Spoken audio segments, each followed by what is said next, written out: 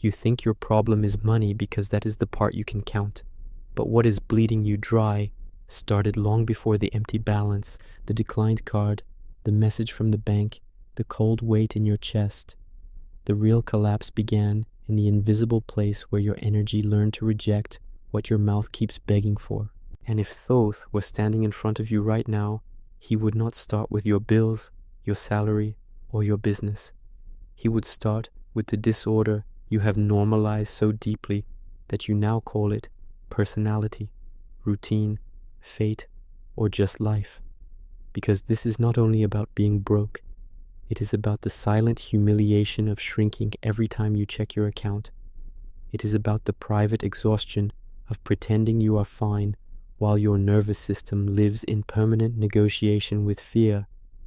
It is about watching other people move forward and calling it luck, when beneath the surface your own field keeps undoing everything that tries to reach you. Stay with me, because by the end of this, you will understand why money avoids some people and begins to obey others.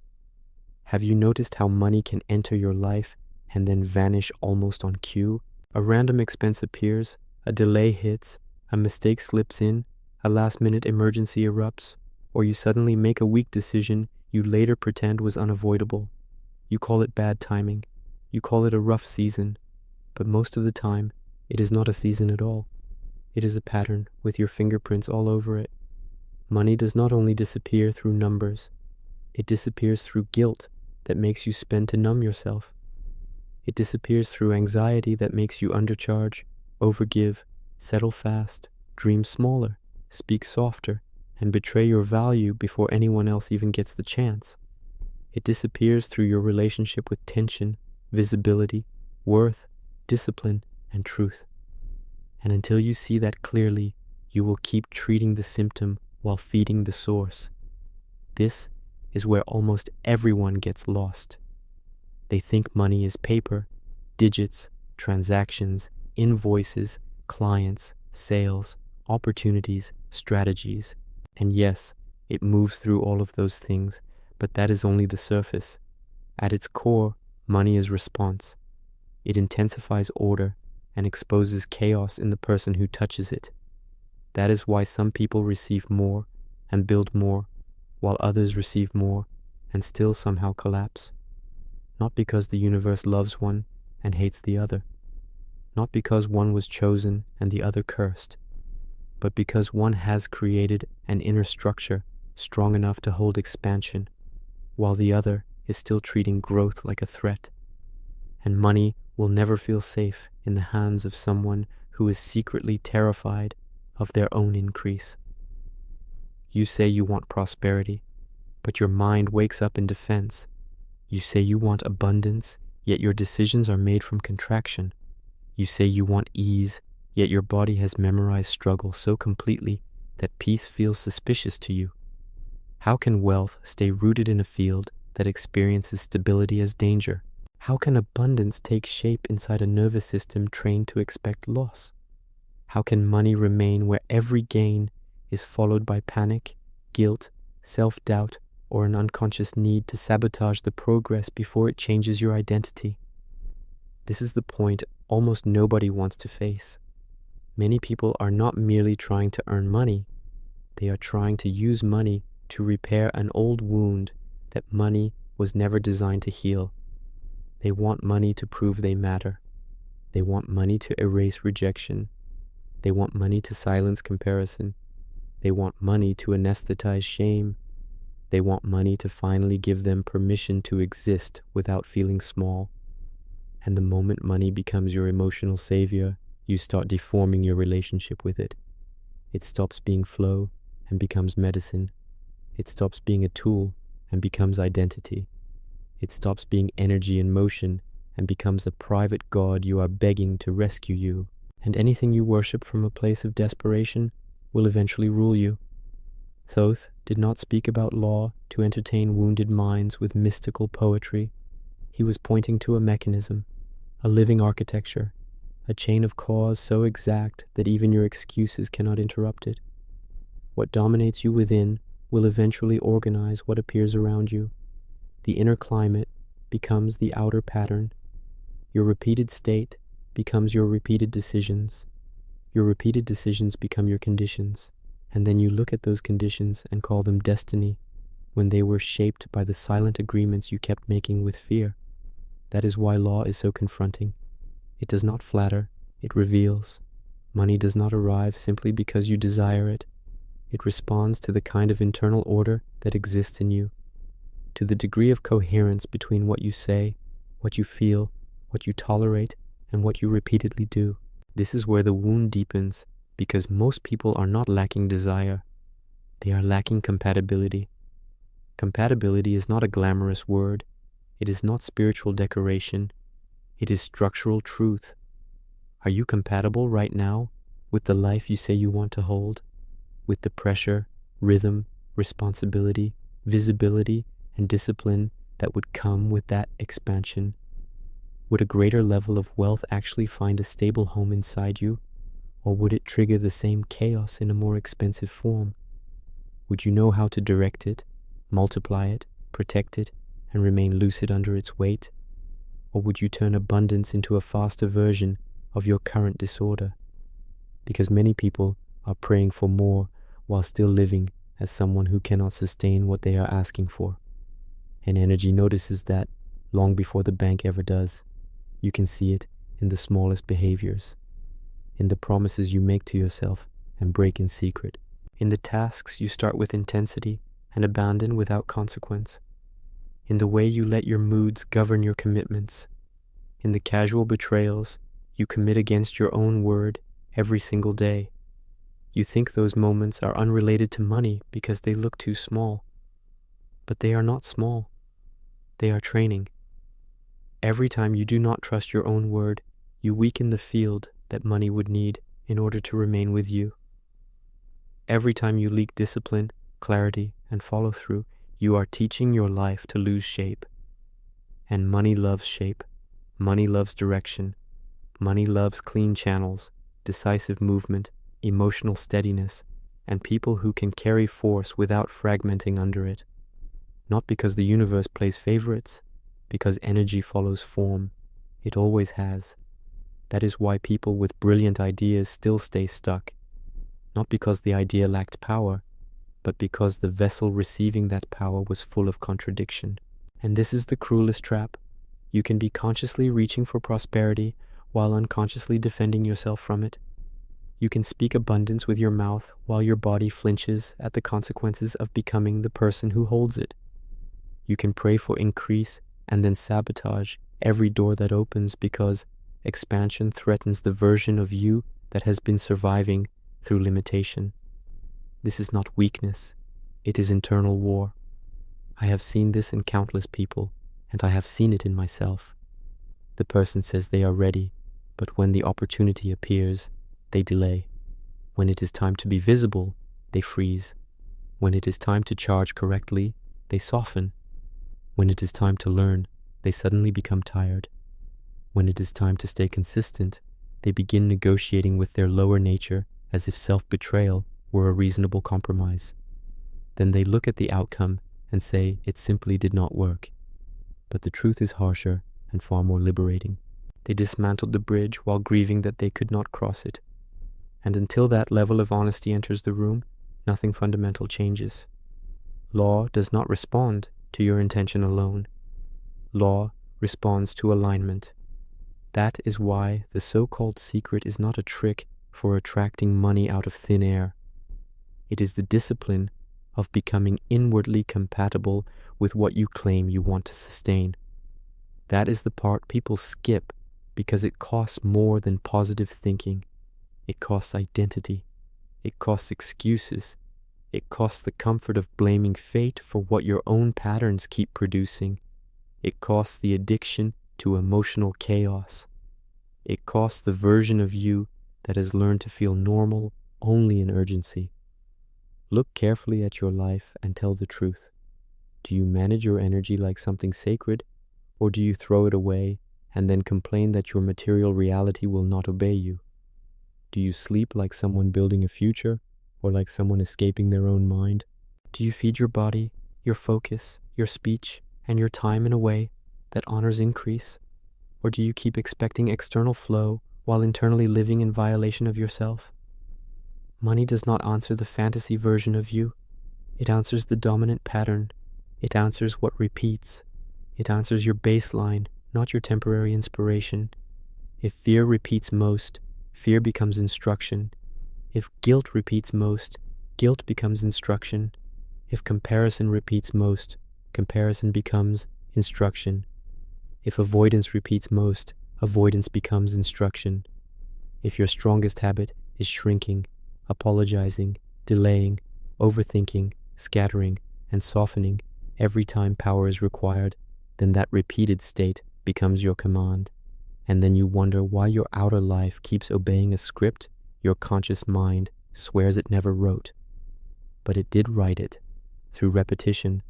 That is why the question is not poetic at all. Do you dominate this law, or are you being dominated by the unconscious patterns inside you? Because the person ruled by their own mind will always find a way to convert opportunity into loss. Even when luck appears, they will mishandle it. Even when grace arrives, they will contaminate it with fear.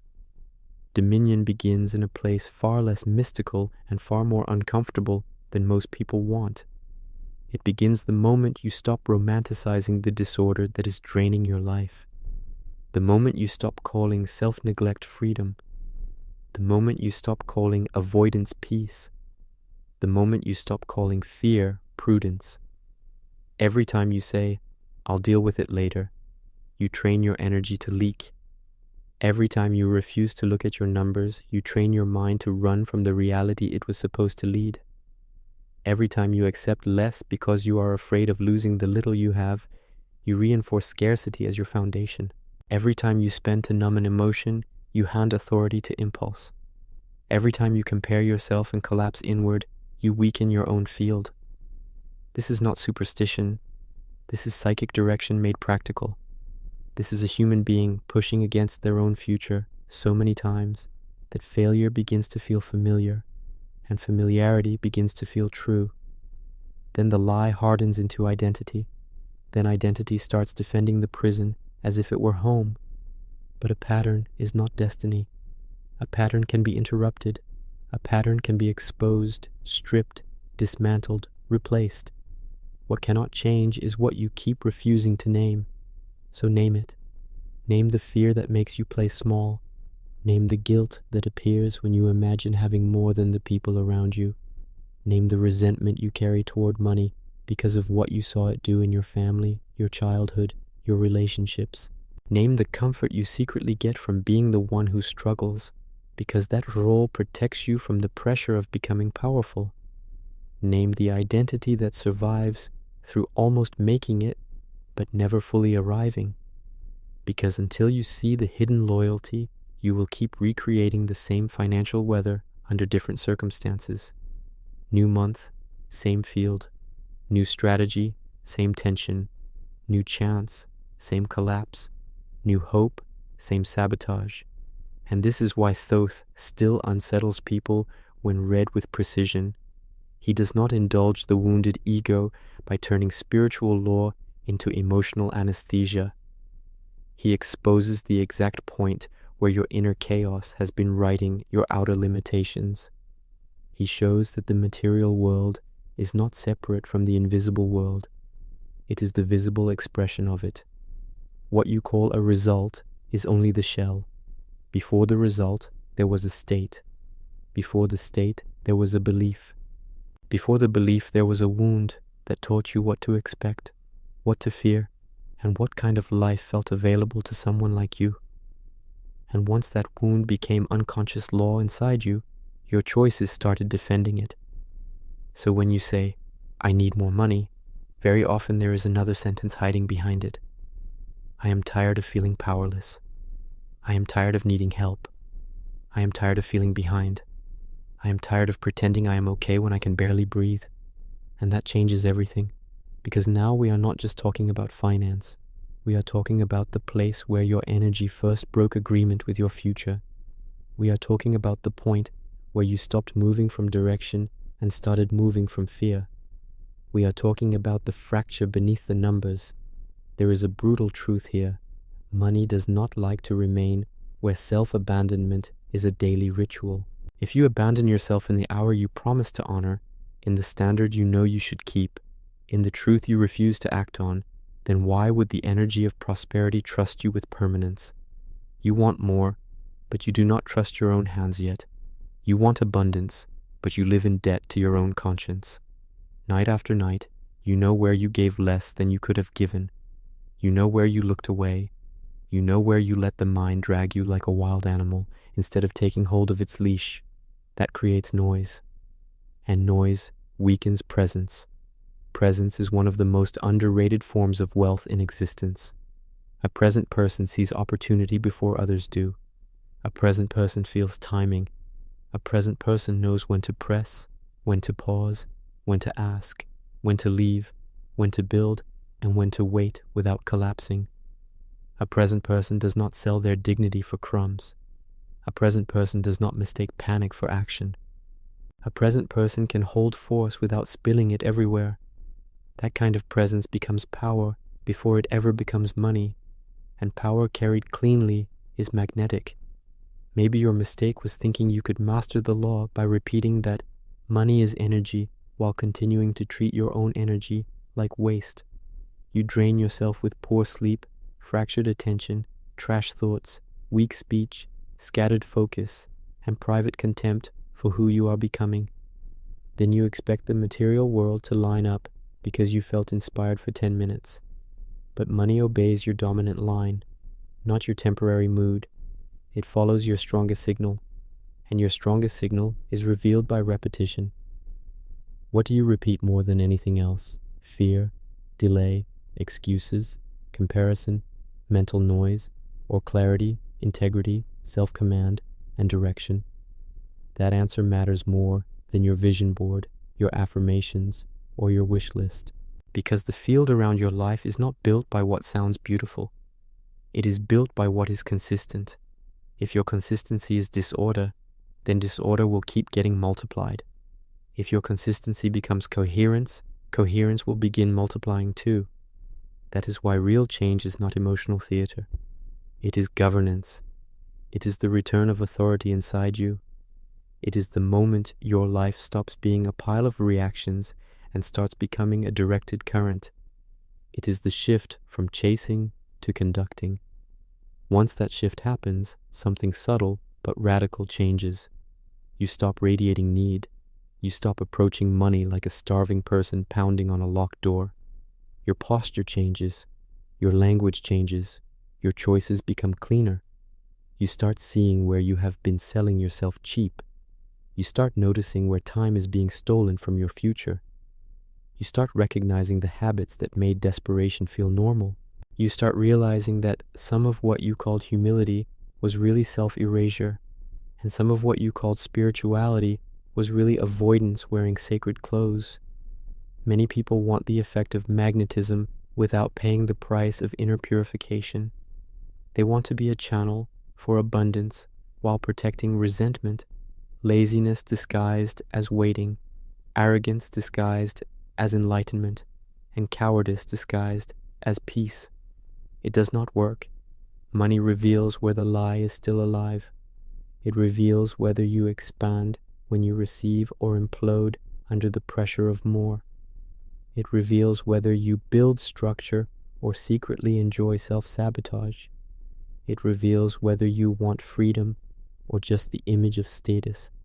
It reveals whether you respect value or only crave the sensation of looking important. And the more carefully you observe this, the clearer it becomes. Many people do not fail because they do not know how to make money. They fail because they do not know how to stay intact when more energy enters their life. They do not know how to remain sober when growth intensifies visibility. They do not know how to continue acting with precision once the pressure rises. They do not know how to hold abundance without becoming distorted by it. So their system unconsciously pushes it away before it can expose the instability underneath. That is why the better question is not just, how do I attract money? The better question is, What still turns money into guilt, tension, vanity, fear, or escape inside me? What in you still trembles before your own expansion?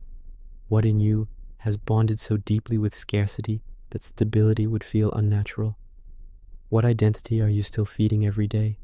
The tired fighter, the silent victim, the one who almost gets there, the one who is always talented but never fully ready, the one whose suffering has become a personality.